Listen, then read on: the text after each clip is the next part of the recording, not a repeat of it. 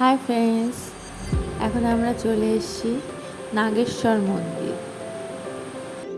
এটা নাগেশ্বর মন্দিরের পিছন দিকটায় একটা দিঘি মতো আছে, ওখানে পদ্ম ফুল লাগানো আছে।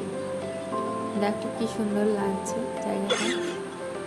মন্দিরের মধ্যে ঢুকেই প্রথমেই দেখতে পেলাম বাবা মহাদেবের বিশাল এক মূর্তি, তারপরে এদিকে মন্দির।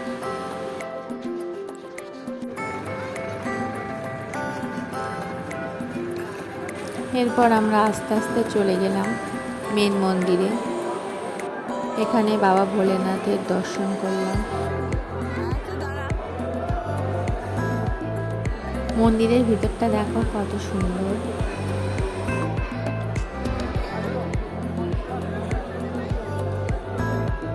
আমাদের মন্দির দর্শন করা হয়ে গেল, আমরা আবার বেরিয়ে পড়লাম।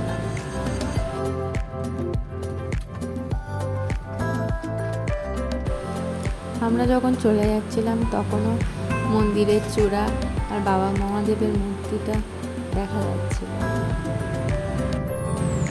বাইরের দিকটা কত সুন্দর লাগছে।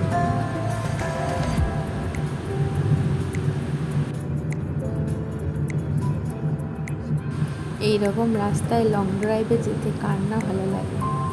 যদি আরও বাইকে যাওয়া যেত আরও সুন্দর লাগতো।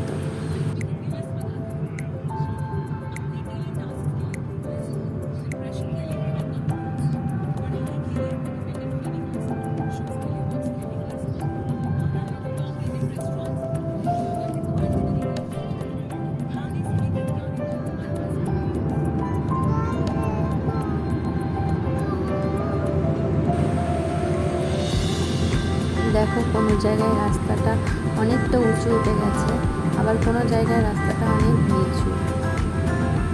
দারুণ লাগছে।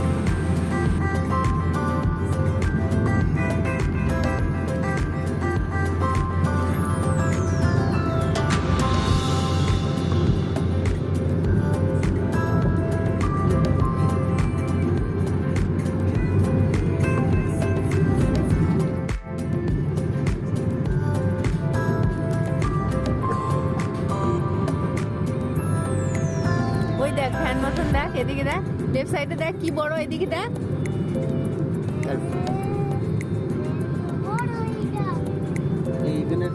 হ্যাঁ